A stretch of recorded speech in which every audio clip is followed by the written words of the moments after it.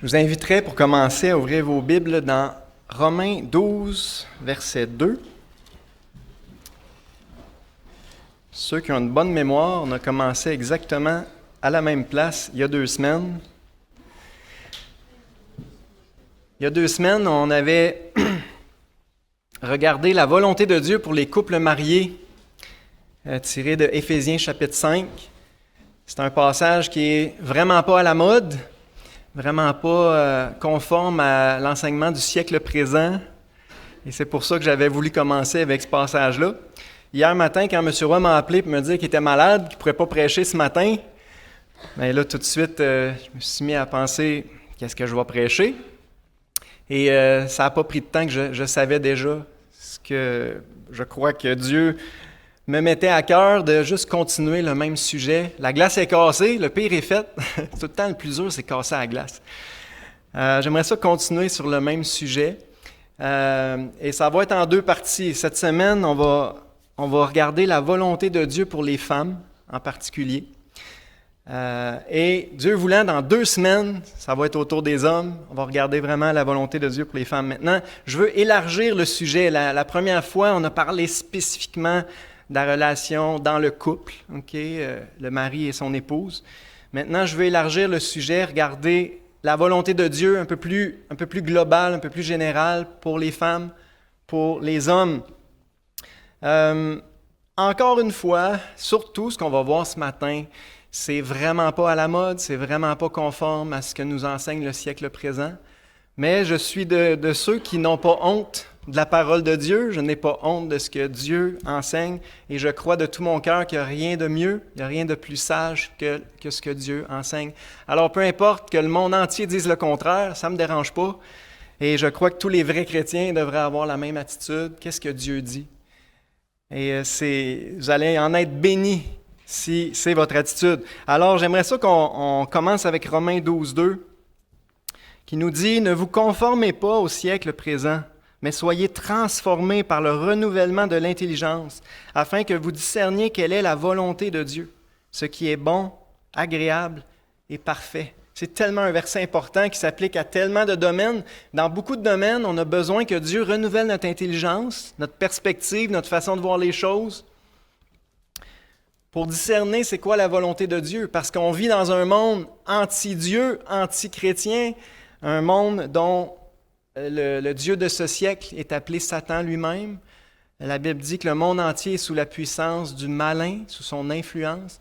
Alors, il ne faut pas se surprendre s'il y a des conflits entre ce que le monde enseigne et ce que Dieu enseigne.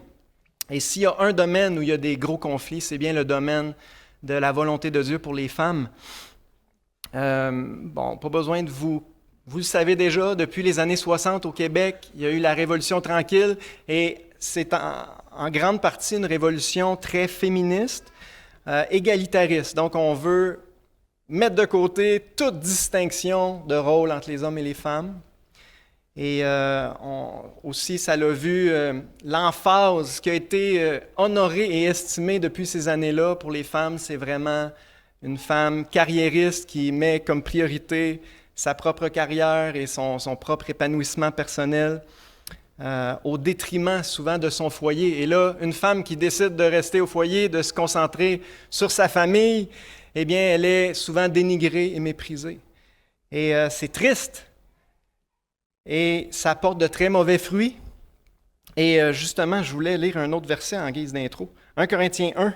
Je vous invite à tourner, ça vaut la peine. 1 Corinthiens 1. Verset 20. Où est le sage? Où est le scribe? Où est le raisonneur de ce siècle? Dieu n'a-t-il pas convaincu de folie la sagesse du monde? Je trouve que ça s'applique bien à ce qu'on parle. C'est quoi les fruits qu'on voit dans notre société depuis la révolution féministe, OK? Et tout ce qui vient avec? Bon, on voit le divorce monter en flèche, le concubinage monté en flèche, la dépression, les familles éclatées, la délinquance chez les jeunes, le taux de suicide, le taux d'avortement, le déclin démographique, le déclin moral. Regardons les fruits de l'enseignement du siècle présent c'est les fruits de la chair. C'est celui qui moissonne pour la chair récolte la corruption, le déclin. Et c'est ce qu'on observe dans notre monde. Et quand je lis ça, Dieu n'a-t-il pas convaincu de folie la sagesse du monde? Eh bien, je crois que oui. La sagesse du monde a été... c'est quoi le mot que je cherche? Réfutée. Réfutée clairement par ses fruits. Puis j'aime beaucoup le verset 25 du même chapitre, 1 Corinthiens 1, 25. « Car la folie de Dieu est plus sage que les hommes. » La folie de Dieu est plus sage que les hommes. Ça peut paraître fou de nos jours, ce que Dieu enseigne dans sa parole. Ça peut paraître complètement dépassé. Mais je suis de ceux qui croient que c'est infiniment plus sage que tout ce que les hommes ont pu enseigner. Et quand on regarde les fruits de ceux qui mettent en pratique la parole de Dieu, qui se soumettent humblement aux distinctions de rôle que Dieu a placées dans sa parole entre les hommes et les femmes, eh bien, ils en récoltent de la bénédiction. Et Dieu est confirmé par ses fruits également. Donc, le plan de Dieu, c'est ce qu'il y a de plus sage, du moins moi j'en suis convaincu. Notre Dieu est parfait, il ne fait pas d'erreur, c'est notre Créateur. Je vous encourage à lui faire confiance dans tous les domaines, mais aussi dans ce domaine-là. Et là, je m'adresse particulièrement aux femmes ce matin, faites-lui confiance. Vous ne serez pas perdantes et votre famille, encore plus, ne sera pas perdante si vous mettez en pratique sa parole. Ça va aller assez vite, j'ai pas mal de matériel. On va commencer avec la fondation. Genèse, chapitre 1. Je vous invite à tourner. Tout commence avec la création. On n'est pas le fruit du hasard. On a un créateur et Dieu a créé chaque chose pour un but, incluant l'homme et la femme. Et c'est important de retourner à la fondation. Premièrement, l'homme et la femme ont été créés à l'image de Dieu. Donc, sur le plan de la dignité personnelle, de la valeur, on est 100% égal. Ça, il n'y a aucun doute là-dessus. Au niveau de la dignité, on va lire Genèse 1, verset 26. Dieu dit, « Faisons l'homme à notre image, selon notre ressemblance, et qu'il domine sur toute la création. » Verset 27. Dieu créa l'homme à son image. Il le créa à l'image de Dieu. Il créa l'homme et la femme. Littéralement, il le créa mâle et femelle. Donc, l'homme ici, c'est l'humanité, l'être humain. Dieu a créé l'être humain à son image. Il l'a créé en deux genres. Et oui, il y en a juste deux pour ceux qui en doutent. L'homme et la femme. OK? On voit ça dès le départ. Fait que les deux sont à l'image de Dieu, les deux ont la même dignité. Maintenant, il y a des distinctions un peu plus loin qu'on va voir. Dieu a créé l'homme en premier. Et on voit au chapitre 2, verset 18. Genèse 2, 18. L'Éternel Dieu dit, « Il n'est pas bon que l'homme soit seul, je lui ferai une aide semblable à lui. » Donc, Dieu a créé l'homme en premier, mais il a dit, « C'est pas bon qu'il soit tout seul, il a besoin d'un complément, il a besoin d'une aide, il a besoin de quelqu'un pour le compléter et l'aider. » Et là, il a créé la femme et c'est tellement beau. Verset 21, « L'Éternel Dieu fit tomber un profond sommeil sur l'homme qui s'endormit, et il prit une de ses côtes et referma la chair à sa place. » C'est bien plus digne que la poussière de la terre, ça. Dieu a créé l'homme avec de la poussière. Dieu a créé la femme avec la côte de l'homme. L'Éternel Dieu forma une femme de la côte qu'il avait prise de l'homme et il l'amena vers l'homme. Et l'homme dit, le visage rayonnant avec un grand sourire, « Voici cette fois celle qui est os de mes os, chair de ma chair. » On l'appellera femme parce qu'elle a été prise de l'homme. C'est pourquoi l'homme quittera son père et sa mère, s'attachera à sa femme et ils deviendront une seule chair. L'établissement du mariage est là. Donc, on voit qu'il y a quand même une distinction. La femme a été créée à partir de l'homme et la femme a été créée à cause de l'homme pour le compléter, pour l'aider, le soutenir. Et ça, c'est fondamental, frères et sœurs. Faut prendre pour acquis le but de la création. La femme est fondamentalement le complément de l'homme, son aide privilégiée. Le plan de Dieu pour la femme, c'est donc qu'elle s'unisse à un homme pour former une seule chair avec lui, pour former une équipe avec lui. Le plan de Dieu, c'est que l'homme et la femme forment une équipe. L'homme tout seul, Dieu dit, c'est pas idéal. je vais lui faire un complément, je vais lui donner une vice-présidente dans sa compagnie. Maintenant, je veux juste clarifier un petit point, là. Ça, c'est la règle générale. La règle générale de la création, c'est le mariage. Maintenant, il y a l'exception du célibat qui est également très bon pour ceux que Dieu appelle au célibat. Ça, vous pouvez lire 1 Corinthiens 7, où il y a une apologie du célibat, il y a des avantages aussi à servir Dieu en tant que célibataire. Ce matin, je vais me concentrer sur la règle générale, mais il ne faut pas dénigrer le célibat. C'est aussi une option tout à fait valable si Dieu vous a donné le don du célibat et vous appelle à ça. Maintenant, l'homme et la femme forment une unité complémentaire. Ils occupent cependant des places différentes et non interchangeables. Donc, ça forme une équipe, mais les deux membres n'ont pas exactement le même rôle dans l'équipe et ce n'est pas interchangeable selon la Bible. Juste une petite image scientifique, là, une molécule d'eau. Une molécule d'eau, c'est une molécule d'eau. Mais l'oxygène ne peut pas prendre la place de l'hydrogène. Et l'hydrogène ne peut pas devenir de l'oxygène. Voyez-vous, l'hydrogène et l'oxygène demeurent fondamentalement différents, mais ensemble, ils forment une molécule d'eau et c'est une belle image, je trouve, du mariage. C'est ça le plan de Dieu pour le mariage. Une autre chose qu'on voit de la Genèse, c'est que Dieu tient l'homme responsable des décisions et des actions du couple. On n'a pas le temps de tout lire les versets parce que le temps va tellement vite, mais Dieu, après qu'ils ont péché, il est allé voir l'homme. Même si c'est la femme qui a péché en premier puis qui a entraîné son mari, il a dit à l'homme, « Où es-tu? Est-ce que tu as mangé de l'arbre dont je t'avais défendu de manger? » Donc, on voit par là le principe que l'homme est le chef, il a la responsabilité première, c'est lui qui va rendre compte à Dieu, premièrement,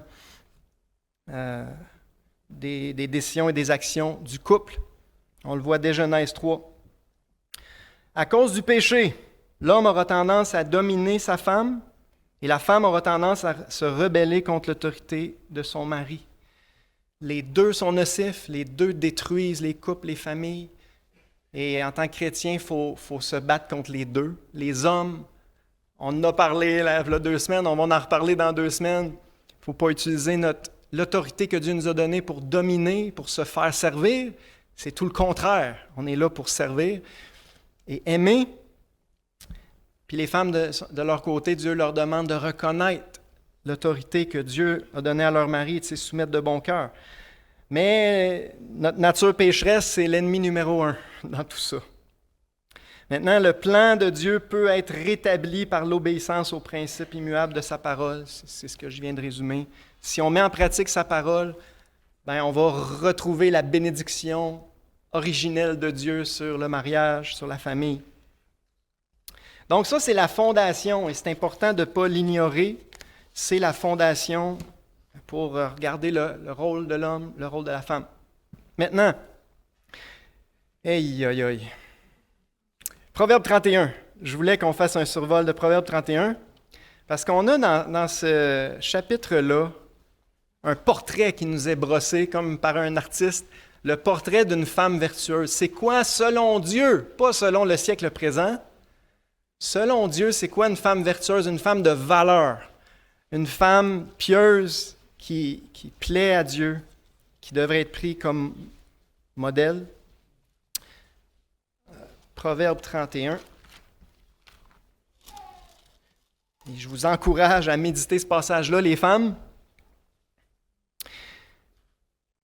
Verset 10. « Qui peut trouver une femme vertueuse? Elle a bien plus de valeur que les perles. » Aux yeux de Dieu, premièrement, puis c'est important de toujours avoir comme priorité de plaire à Dieu.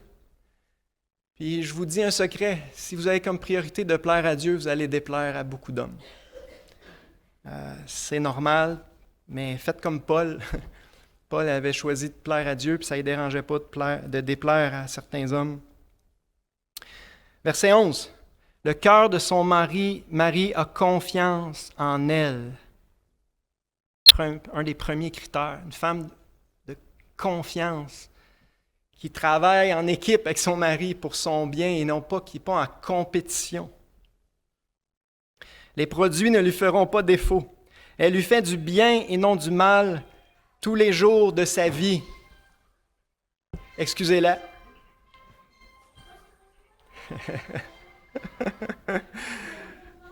On te pardonne, ma sœur. Elle lui fait du bien et non du mal tous les jours de sa vie. Voyez-vous, elle travaille dans le même sens. C'est une coéquipière et pas en compétition. Elle se procure de la laine et du lin. Elle travaille d'une main joyeuse. Elle est comme un navire marchand. Elle amène son pain de loin. Elle se lève lorsqu'il est encore nuit. Elle donne de la nourriture à sa maison et la tâche à ses servantes. Elle pense à un champ et elle l'acquiert. Du fruit de son travail, elle plante une vigne.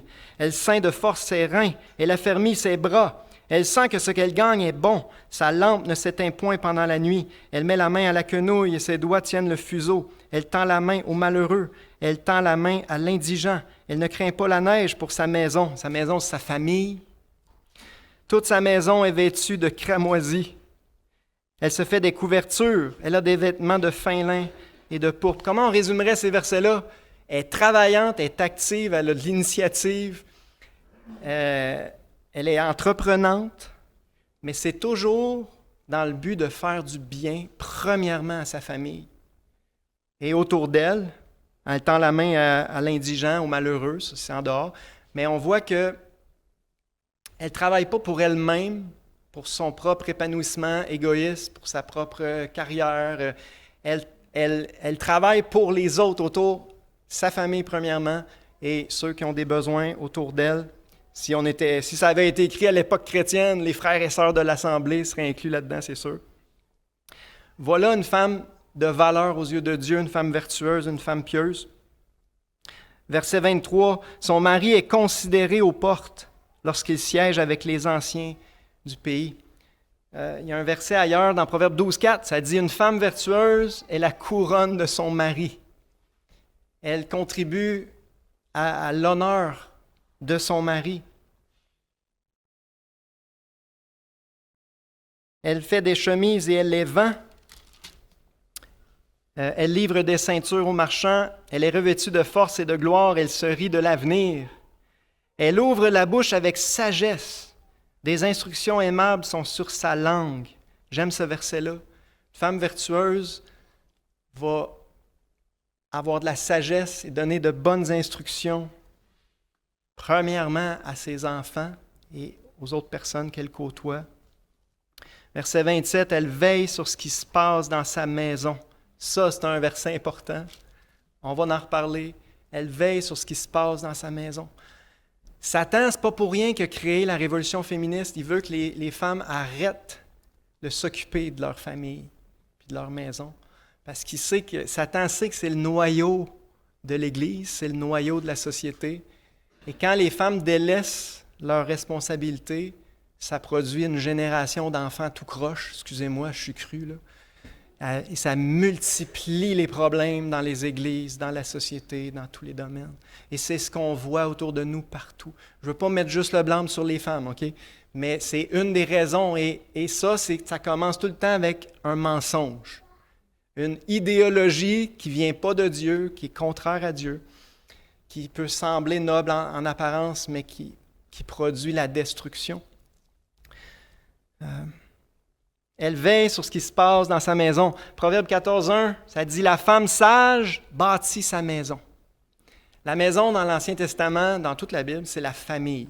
La femme sage bâtit sa famille, c'est sa priorité absolue. Il nous reste quelques versets dans le Proverbe 31. Verset 28, « Ses fils se lèvent et la disent heureuse. Son mari se lève et lui donne des louanges. » Ça a-tu de l'air du stéréotype de la femme méprisée à la maison, malheureuse? Non! Elle est heureuse, elle est rayonnante, elle est épanouie, elle sait que ce qu'elle fait est bon et bien, elle voit les fruits de son travail. Et les premiers à en être bénis, c'est ses enfants puis son mari. Puis il lui donne des louanges, il l'honore, il l'apprécie au plus haut point. Moi, quand je lis ça, je vois ma femme, elle n'est pas là, je peux le dire. C'est tellement beau, hein? Ses fils se lèvent, la disent heureuse. Son mari se lève, lui donne des louanges. Plusieurs filles ont une conduite vertueuse, mais toi, tu les surpasses toutes. La grâce est trompeuse et la beauté est vaine. Les femmes, la beauté est vaine. On vit dans un monde qui met énormément d'emphase sur la beauté, pour ne pas dire l'attirance physique. C'est vain. Okay? C'est pas... Dieu n'a rien à faire avec votre beauté. Okay? C'est votre cœur que Dieu regarde. La femme qui craint l'Éternel est celle qui sera louée. Bien sûr, votre crainte de Dieu, votre amour pour Dieu, il n'y a rien de plus important. Mais comment ça va se manifester, votre crainte de Dieu et votre amour pour Dieu? Ça va se manifester en mettant en pratique sa parole, puis en mettant en priorité ce que Dieu place devant vous comme vos priorités. En mettant en priorité votre famille, votre foyer. Voilà la femme qui mérite d'être louée, d'être honorée. Et une des choses qui m'attriste, c'est que dans le monde dans lequel on vit, on méprise, on dénigre les femmes qui décident de se concentrer sur leur famille.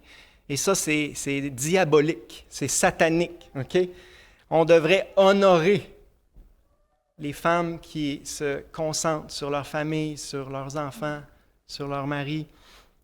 Je vais essayer d'être balancé. Je ne suis pas en train de dire qu'il y a pas, que les femmes n'ont aucune place à s'impliquer dans la société, dans l'Église, dans les autres sphères. Pas du tout. Ce n'est pas ça que je veux dire.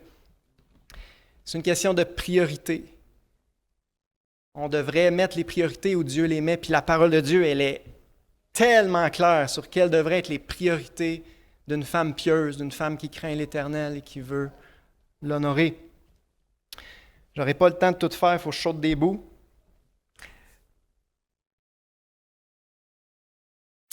J'aimerais qu'on fasse un survol rapide de quelques exemples dans la Bible. Un exemple, c'est Sarah. On va lire 1 Pierre chapitre 3, s'il vous plaît. Je vous invite à tourner. 1 Pierre chapitre 3.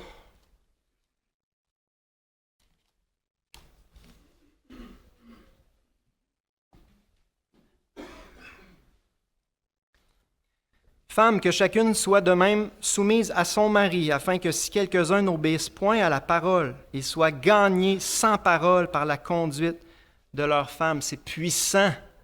Une femme qui met en pratique la parole, ça a une puissante influence sur son mari, sur ses enfants, sur tous ceux autour. Donc, qu'ils soient gagnés sans parole par la conduite de leur femme en voyant votre manière de vivre chaste et respectueuse. Ayez non cette parure extérieure qui consiste dans les cheveux tressés, les ornements d'or ou les habits qu'on revêt. La beauté, mettez pas l'emphase là-dessus, c'est pas important. Ça a une certaine importance, mais c'est pas prioritaire.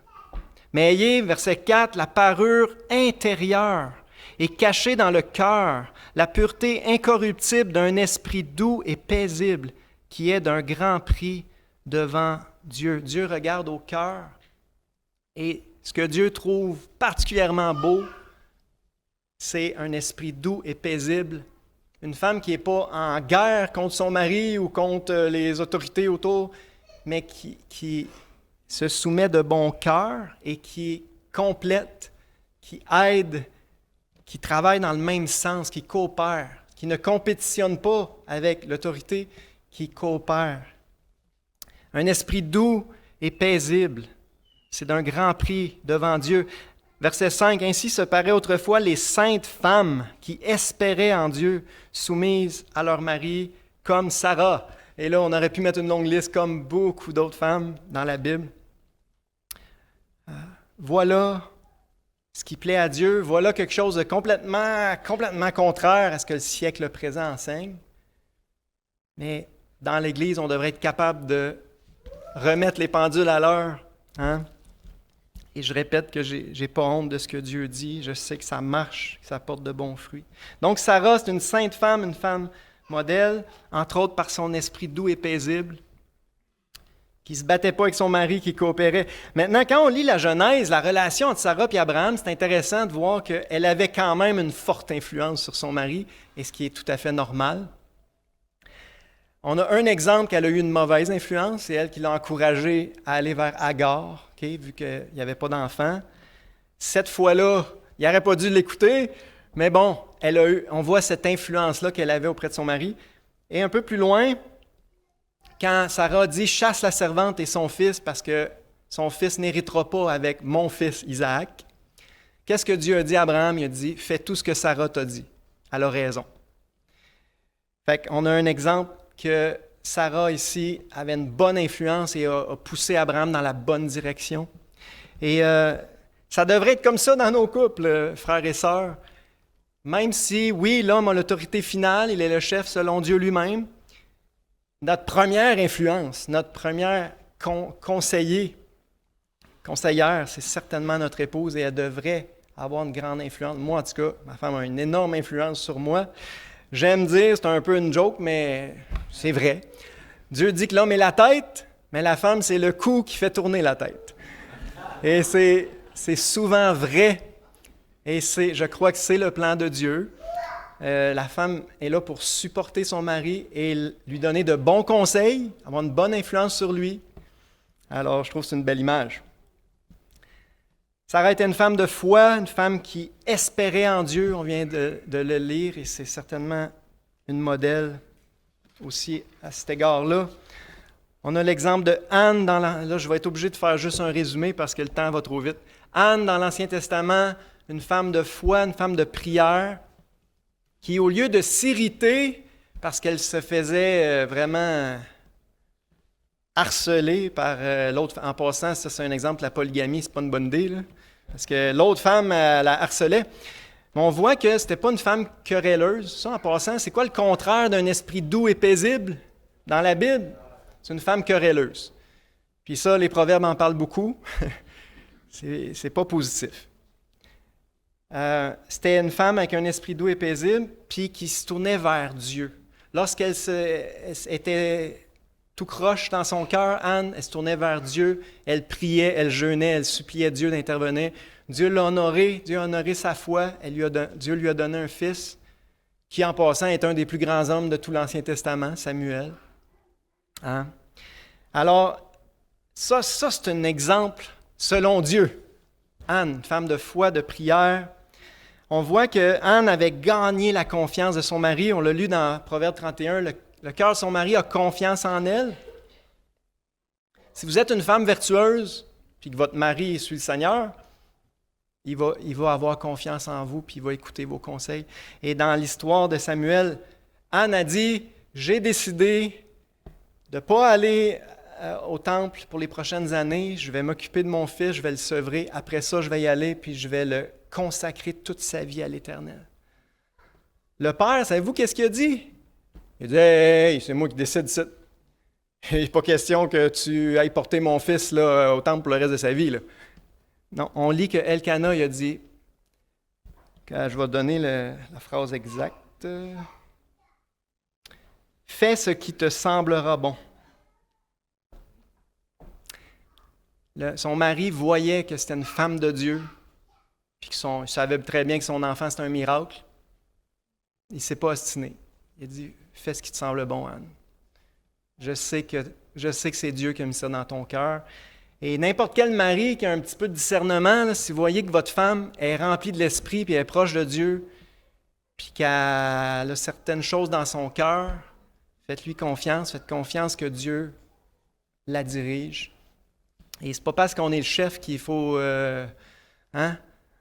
il faut discerner. C'est ça, on voit que Anne avait gagné la confiance de son mari. Bon, d'autres exemples dans la parole que je trouve vraiment belles, Marthe et Marie. Marthe et Marie. Ah, ça vaut la peine de tourner. Luc 10, je vous invite à tourner dans Luc 10.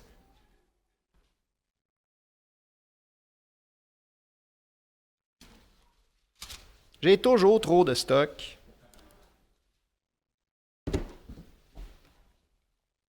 Marthe et Marie, là, c'est parmi les best friends, les amis intimes de Jésus lui-même. Donc, Jésus, dans ses amis intimes, il y avait des femmes, en toute pureté, bien sûr. Marthe et Marie aimaient le Seigneur Jésus. Puis elles l'ont démontré de plein de façons. Entre autres, on voit ça dans Luc 10, versets 38 à 42. Comme Jésus était en chemin avec ses disciples, il entra dans un village. Une femme nommée Marthe le reçut dans sa maison. Elle avait une sœur nommée Marie qui, s'étant assise aux pieds du Seigneur, écoutait sa parole. Marthe, occupée à divers soins domestiques, survint et dit, « Seigneur, cela ne te fait-il rien que ma sœur me laisse seule pour servir? Dis-lui donc de m'aider. » Le Seigneur lui répondit, « Marthe, Marthe, tu t'inquiètes et tu t'agites pour beaucoup de choses. Une seule chose est nécessaire. Marie a choisi la bonne part, qui ne lui sera point ôtée. » Je ne veux pas prêcher ce passage-là, je veux juste démontrer que les deux aimaient le Seigneur et les deux l'ont manifesté de façon différente. Marthe, elle s'est pitchée pour servir, pour préparer un bon repas pour Jésus et ses disciples. Donc, on voit, c'est par amour pour le Seigneur qu'elle l'a fait. Et Jésus ne la reprend pas pour ce qu'elle fait. C'est juste que Marie, elle a choisi quelque chose d'encore plus prioritaire, s'asseoir à ses pieds pour l'écouter, écouter sa parole, bref, nourrir sa communion avec lui. Et ces deux occupations-là devraient faire partie des priorités absolues de toute femme qui aime le Seigneur. Si vous aimez le Seigneur, priorité numéro 1, entretenir votre communion avec lui, particulièrement vous asseoir à ses pieds puis écouter sa parole, parce que tout part de notre cœur, puis notre cœur a besoin d'être nourri par la parole de Dieu. Mais ça devrait aussi faire de vous des Marthes. Comme Marthe ressemble à la fille de Proverbe 31, hein? Être active puis servir le Seigneur. Servir le Seigneur comment? Bien, premièrement, en servant votre famille, votre église locale, les personnes que Dieu a placées autour de vous. Donc, si vous aimez le Seigneur, vous allez être comme Marie, puis vous allez être comme Marthe aussi. Vous allez porter ces fruits-là. Voilà des exemples vivants de c'est quoi la volonté de Dieu pour une femme pieuse, une femme chrétienne. C'est ça les exemples qu'il faut suivre et non pas les exemples dans le siècle présent. Ne vous conformez pas au siècle présent, mais soyez transformés par le renouvellement d'intelligence, par tous ces exemples-là de femmes pieuses qu'on voit dans la parole, afin que vous puissiez discerner quelle est la volonté de Dieu pour vous. Ce qui est bon, agréable et parfait. La volonté de Dieu, il n'y a rien de mieux. J'aime me répéter ça. La volonté de Dieu, il n'y a rien de mieux. Faisons-lui confiance. Les femmes qui suivaient Jésus, j'aimerais juste souligner qu'on lit dans les évangiles qu'il y a des femmes qui suivaient Jésus et ses disciples. Puis la chose principale qu'elles faisaient, elles l'assistaient de leurs biens et elles les servaient. On voit qu'il y a 2 versets qui en parlent, dans Luc 8, dans Marc 15. On voit que les femmes ont pris une part active dans le ministère de Jésus qui a duré 3 ans et demi, en les aidant concrètement, en s'occupant des besoins, en pourvoyant. Il y avait des femmes aisées dans le groupe, en pourvoyant aux besoins et en les servant. Alors, c'est beau, et encore là, c'est des exemples à suivre. Oui, Dieu veut que les femmes s'impliquent dans l'œuvre de Dieu de plein de manières, mais principalement en aidant, en complétant. On voit que les premiers témoins de la résurrection, c'est des femmes. C'est une des preuves que la Bible n'est pas arrangée, parce que n'importe qui à l'époque savait que ce n'était pas une bonne idée de mettre des femmes comme premiers témoins dans ce temps-là. Okay? C'est une preuve de l'inspiration des Écritures en passant. Mais Dieu a chargé premièrement des femmes d'annoncer la bonne nouvelle que Jésus est ressuscité. Avant que les disciples y croient, avant que les apôtres se mettent à le prêcher, c'est un groupe de femmes qui ont été les premières à prêcher la bonne nouvelle. Et ça, certainement, ça s'applique encore aujourd'hui. Dieu s'attend à ce que ses filles bien-aimées annoncent la bonne nouvelle de Jésus, annonce la bonne nouvelle qu'il est ressuscité. Un autre bel exemple, c'est Dorcas dans Acte 9. On peut lire quelques versets. Acte 9, verset 36. Pierre se leva et partit avec ses hommes. Lorsqu'il fut arrivé, j'étais à 39. 36. Il y avait à Joppé parmi les disciples une femme nommée Tabitha, ce qui signifie Dorcas. Elle faisait beaucoup de bonnes œuvres et d'aumônes. Beaucoup de bonnes œuvres et d'aumônes. Elle était active, travaillante, mais pas pour ses propres intérêts égoïstes, pour sa famille, pour la communauté des croyants. Verset 39. Pierre se leva et partit avec ses hommes. Lorsqu'il fut arrivé, on le conduisit dans la chambre haute. Toutes les veuves l'entourèrent en pleurant et lui montrèrent les tuniques et les vêtements que faisait Dorcas pendant qu'elle était avec elle. Donc on voit que son travail était très pratique. Elle tissait des vêtements pour ceux qui en avaient besoin. C'est une illustration vivante de Proverbe 31. C'est un exemple à suivre. Une femme pieuse qui veut plaire à Dieu puis le glorifier devrait être riche en bonnes œuvres, devrait être active pour servir sa famille premièrement, son Église locale. Et ça, c'est une chose aussi qui m'attriste à cause de la société dans laquelle on vit. Là, c'est un gros sujet, là. Mais il n'y a plus grand monde de disponible. Il n'y a plus grand monde de disponible et en particulier les femmes qui devraient, en théorie, être plus disponibles que les hommes parce que, ça, on va en parler dans 2 semaines, Dieu a donné la responsabilité à l'homme de pourvoir aux besoins de sa famille. Okay? C'est premièrement la responsabilité de l'homme. Les femmes qui devraient être plus disponibles pour servir dans l'Église, puis le côté bienfaisance aussi aux alentours, on le voit de moins en moins dans nos sociétés occidentales, dans nos églises, parce que les femmes sont plus disponibles. Et ça, encore là, c'est pas l'idéal de Dieu. J'aimerais qu'on tourne dans 1 Timothée 2. Les bonnes œuvres, ça occupe une place importante dans les responsabilités des femmes chrétiennes. Ça devrait. Selon la Bible, 1 Timothée 2, versets 9 et 10. Je veux aussi que les femmes, vêtues d'une manière décente, avec pudeur et modestie, en passant, ça s'applique encore aujourd'hui. On vit dans un monde d'indécence flagrante. Et souvent, même les jeunes femmes s'en rendent même pas compte, tellement on est habitué que tout le monde est indécent, ils trouvent ça normal. Mais faites attention à ça, les femmes, la décence, la modestie dans l'habillement. Donc, je veux que les femmes vêtues de manière décente, avec pudeur et modestie, ne se parent ni de tresses, ni d'or, ni de perles, ni d'habits somptueux. Mettez pas l'emphase sur la beauté et encore moins l'attirance physique, s'il vous plaît. Mais, verset 10, mais qu'elles se parent de bonnes œuvres, comme il convient à des femmes qui font profession de servir Dieu. Votre vêtement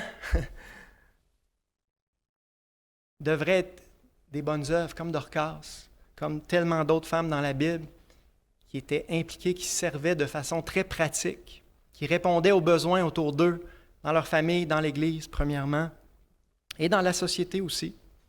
Qu'elles se parent de bonnes œuvres. Ça convient à des femmes qui font profession de servir Dieu. Puis 1 Timothée 5, une page plus loin, 1 Timothée 5, versets 9 et 10.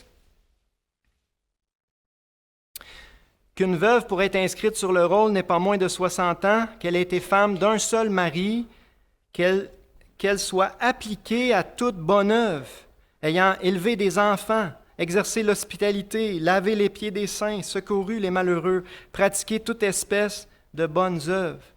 Voyez-vous, dans les critères pour qu'une femme veuve ait droit au soutien financier de l'Église locale, parce que dans ce temps-là, il n'y avait pas de bien-être social, okay? C'était l'Église qui pourvoyait aux besoins des veuves. Voici les critères. Qu'elle ait servi les autres, qu'elle se soit dépensée au service des saints, qu'elle soit riche en bonnes œuvres. Voilà une veuve qui mérite le soutien financier de l'Église. Ça sonne bizarre en 2025 là, de lire ça, mais c'est encore important pour Dieu. Dieu n'a pas changé.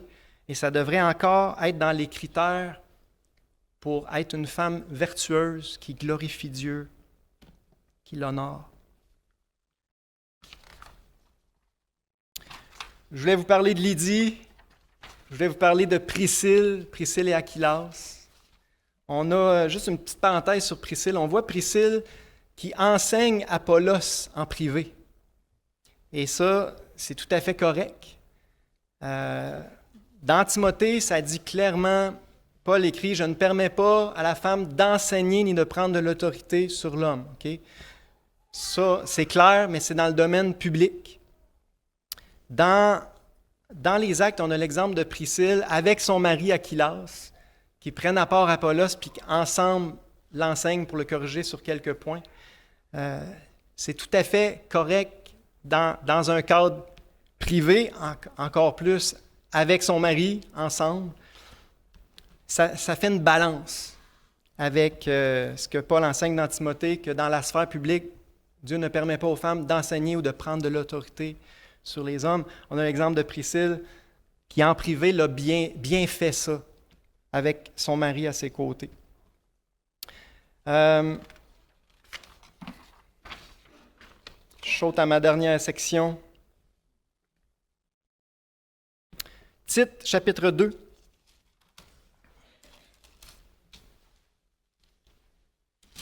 Tite, chapitre 2, versets 3 à 5. Des versets importants. Dit que les femmes âgées doivent aussi avoir l'extérieur qui convient à la sainteté. Voyez-vous comment ça revient souvent? Si dans ce temps-là, il fallait qu'ils écrivent ça, imaginez comment on en a besoin aujourd'hui. La modestie, c'est important pour Dieu. Donc, avoir l'extérieur qui convient à la sainteté, n'être ni médisante, ni à donner aux excès du vin, qu'elles doivent donner de bonnes instructions, là on parle des femmes plus âgées, qu'elles doivent donner de bonnes instructions dans le but d'apprendre aux jeunes femmes à quoi? À aimer leur mari et leurs enfants, à être retenues, chastes, occupées aux soins domestiques, littéralement femmes de maison, s'occuper de leur maison, bonnes, soumises à leur mari, afin que la parole de Dieu ne soit pas calomniée. Voilà ce qui est important pour Dieu.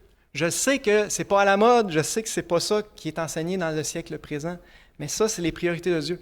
Les femmes âgées, plus âgées parmi nous, devraient avoir comme une de vos priorités, c'est d'enseigner les femmes plus jeunes, puis les conseiller à faire ça. Et je sais que c'est un des projets d'avoir des déjeuners de femmes bientôt. J'espère que ça va voir le jour. C'est une bonne idée d'avoir des déjeuners de femmes pour que les femmes plus âgées puissent mettre ça en pratique, donner des conseils, encourager les femmes à mettre en pratique la parole de Dieu pour le plus grand bonheur, leur plus grand bonheur et le plus grand bonheur de leur famille et de l'Église aussi. Puis on voit les priorités de Dieu. Aimer leur mari et leurs enfants.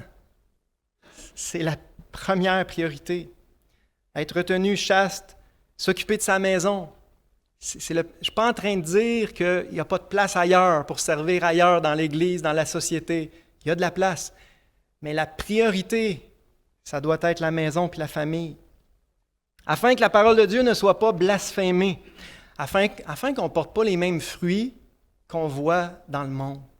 Les familles brisées, éclatées, les enfants qui vivent tout croche parce qu'on ne s'est pas assez occupé d'eux, puis qu'on les a laissés l'école publique, les brainwasher, les enseigner. 1 Timothée 5, verset 14.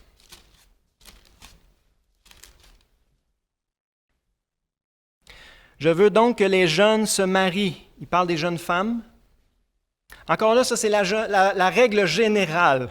La Bible parle aussi de l'option du célibat. Mais la règle générale, je veux que les jeunes femmes se marient, qu'elles aient des enfants, qu'elles dirigent leur maison, qu'elles ne donnent à l'adversaire aucune occasion de médire, car déjà quelques-unes se sont détournées pour suivre Satan.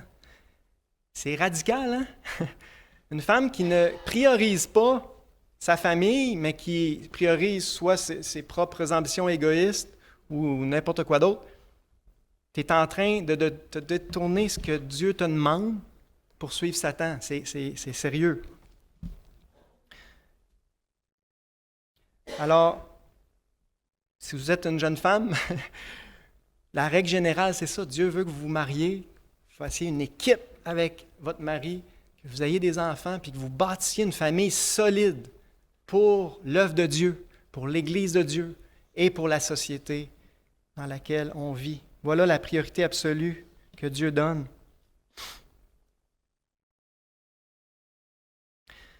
Je répète Proverbe 14:1. La femme sage bâtit sa maison. La femme sage a comme priorité de bâtir sa famille. Elle veille sur ce qui se passe dans sa maison.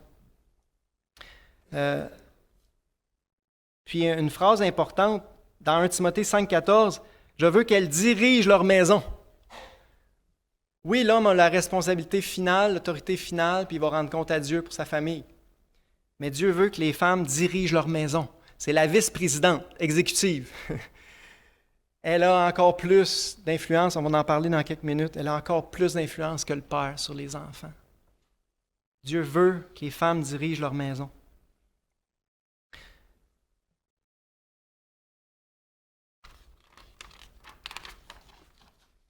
Je vous lis quelques citations d'un livre qui s'intitule « L'Église, l'Assemblée du Dieu vivant » de Raymond Campbell. Il a écrit ceci. « L'un des services les plus précieux d'une mère est l'éducation des enfants. C'est sa tâche principale, puisqu'elle passe plus de temps que le père avec les enfants et exerce une forte influence sur leur vie, que ce soit en bien ou en mal. Vous êtes la personne, les mères, là, vous êtes la personne qui va avoir de loin le plus d'influence sur vos enfants. Remarquons avec quelle fréquence dans le livre des rois et des chroniques, le nom de la mère est mentionné en rapport avec les divers rois d'Israël. L'Esprit de Dieu nous montre ainsi qu'elle a été probablement le facteur le plus important dans la formation du caractère des hommes qui ont dirigé le peuple de Dieu. Vous avez sûrement déjà remarqué ça, vous qui lisez la Bible. La plupart des bons rois en Israël, il y avait une bonne mère, pieuse. La plupart des mauvais rois avaient une mère païenne qui ne suivait pas Dieu. Je crois vraiment que c'est le facteur le plus important. Il y en a d'autres, mais c'est le plus important qui va faire le plus de différence pour former le caractère de la prochaine génération. C'est pour ça que Satan s'attaque à ça. Qu'est-ce que Satan a derrière la tête, derrière le mouvement féministe, le mouvement de la libération de la femme? Il a en tête d'affaiblir les familles, miner les familles, détruire la prochaine génération. Parce que la femme qui tombe dans le piège et qui priorise sa propre carrière et son propre épanouissement personnel, qui néglige ses enfants, eh bien, c'est ça que ça va donner. Proverbe 6,20. « Mon fils, garde les préceptes de ton père et ne rejette pas l'enseignement de ta mère. » L'enseignement d'une mère, ça fait toute la différence. Lisez l'histoire de John Wesley, un des plus grands hommes de Dieu, un des plus grands missionnaires de l'histoire. C'est sa mère qui a eu l'influence déterminante dans sa vie. M. Campbell a écrit « Les bases du comportement des enfants sont posées dans l'éducation reçue à la maison. Et la main d'une mère est l'instrument que Dieu se plaît à utiliser pour les poser. La tâche la plus importante d'une mère, celle que Dieu lui a donnée, est dans le foyer avec ses enfants. Elle doit se consacrer à s'occuper d'eux, à les instruire, à faire leur éducation. J'aurais le goût de rajouter plus que jamais dans la société dans laquelle on vit, dépravée. Si une mère néglige cette tâche capitale dans son foyer ou la laisse à d'autres, elle délaisse sa tâche principale. C'est sérieux. L'éducation et l'instruction que les enfants reçoivent de leur mère dans leur tendre enfance, au moment où ils sont si sensibles, auront un impact sur leur vie entière et laisseront sur leurs jeunes esprits une trace indélébile. Quelle importance a donc l'activité d'une mère dans son foyer, qu'elle ne la néglige pas. C'est mon cri du cœur ce matin, de la part de Dieu lui-même, de sa parole. Votre priorité absolue devrait être vos enfants, et en particulier de 0 à 5 ans. De 0 à 5 ans, j'ose le dire, là, faites tout votre possible pour être à temps plein à la maison, les femmes. Une fois qu'ils sont à l'école, c'est moins pire. Vous pouvez commencer à regarder, à remplir votre vie d'autres choses, mais si vous avez plusieurs enfants entre 0 et 5, là, c'est une job à plein temps. Et plus que jamais, Et si vous laissez la tâche à d'autres, si vous laissez la garderie puis l'école primaire former le caractère de vos enfants, ça se peut que vous pleuriez pas mal dans les prochaines années. Parce qu'on sait dans quel monde on vit. Et c'est pire que jamais. Alors, plus que jamais, les jeunes enfants ont besoin de leurs parents, toutes les deux. Mais premièrement, de leur mère. Puis, j'ai pas le temps, là, mais l'argent, là, ça ne devrait pas être un facteur.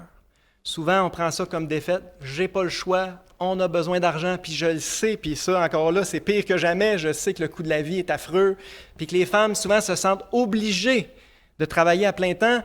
Et souvent, le mari, c'est ça qu'il veut aussi, que sa femme travaille à plein temps. J'ose le dire, là, c'est un piège.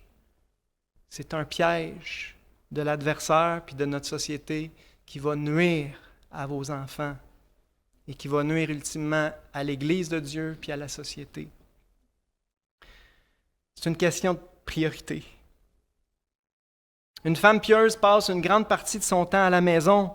Elle accomplit ainsi un grand service envers Dieu. C'est important de se rappeler qu'est-ce que Dieu veut, qu'est-ce qui lui plaît à lui, qu'est-ce qui l'honore lui. En répondant aux besoins de son mari et de ses enfants, en s'occupant de sa maison, pour en faire un lieu de rafraîchissement, de joie, un abri dans un monde troublé, la femme remplit un rôle d'une immense importance. Et mon but ce matin, c'est de valoriser ce que Dieu valorise. Et c'est une question de foi. À court terme, vous pouvez passer peut-être, ça peut paraître ordinaire de se concentrer sur sa famille. À long terme, là, je vous garantis que vous allez être gagnante sur toute la ligne. Vos enfants vont être gagnants. Tout le monde autour va être gagnant. Faites confiance à Dieu. Si Dieu a dit que c'était ça le plus important, bien c'est ça le plus important. La mère est véritablement le centre et le cœur de la maison. L'attrait d'une maison dépend en grande partie de l'attitude et de l'état d'esprit de l'épouse.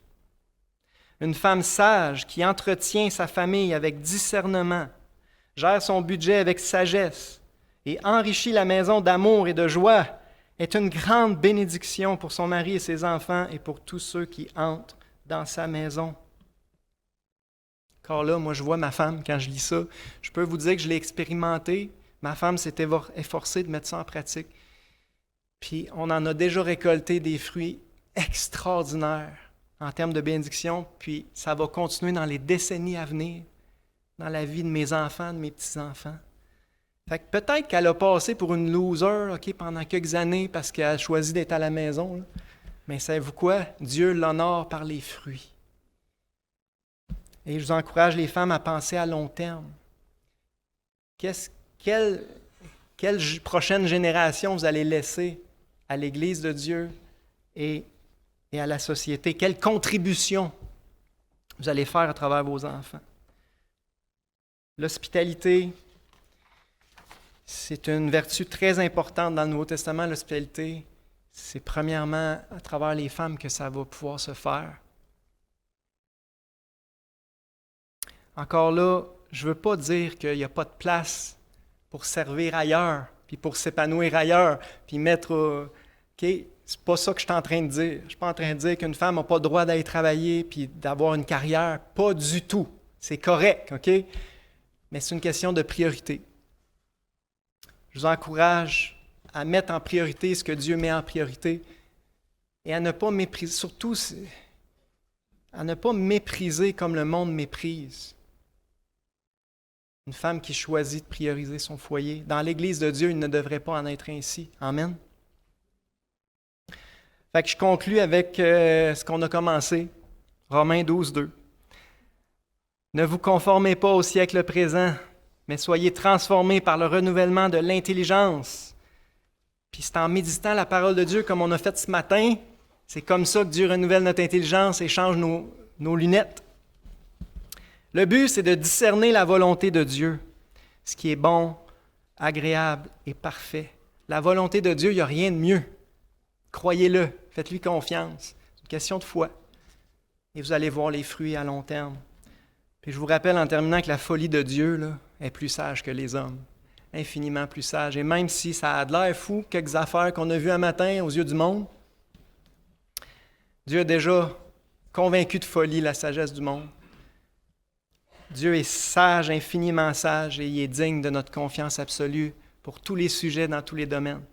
Dieu voulant, dans 2 semaines, on va regarder la volonté de Dieu pour les hommes chrétiens.